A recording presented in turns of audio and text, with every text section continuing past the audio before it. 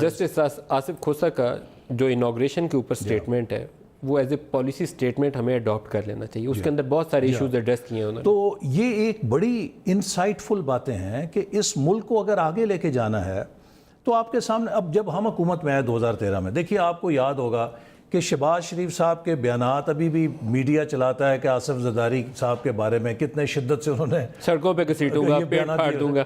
اچھا, ہم نے بڑا ڈیبیٹ کیا.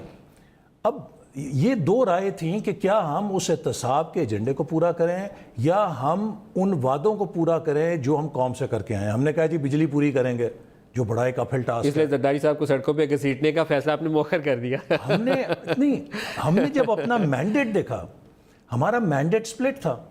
اگر آپ نے دہشت گردی کا مقابلہ کرنا ہے تو آپ کو تمام صوبائی حکومتوں کو ساتھ لے کے چلنا ہے. اگر آپ نے ملک کی معیشت اور انرجی کے مسئلے کو حل کرنا ہے تو تمام صوبوں کا تعاون اس میں بھی چاہیے. تو ہم نے یہ کہا کہ اس وقت جو پہلی ترجیح ہے وہ ملک کے اندر کولیبریٹیو گورننس کی ہے.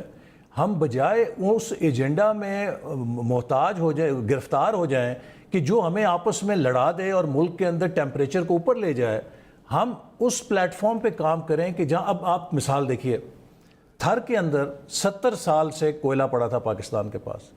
یہ اتنا بڑا ذخیرہ ہے کہ ایران اور سعودی عرب کے تیل کی جو مجموعی انرجی ویلیو ہے اتنا تھا. پیپلز پارٹی کی حکومت رہی 5 سال, وہ کچھ نہیں کر سکی, ٹھیک ہے نا.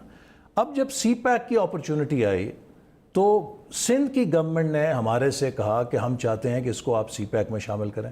وہ ایک قومی منصوبہ تھا. ہم نے اس کو, میں کئی میٹنگز میں چیمپئن کیا فائنینسنگ کے لیے, اور ہم نے اس کو پرائم منسٹر نواز شریف نے چیمپئن کیا, اور ہم نے اس کے لیے فائنینسنگ سیکیور کی, اور چائنیز ٹیکنالوجی آئی.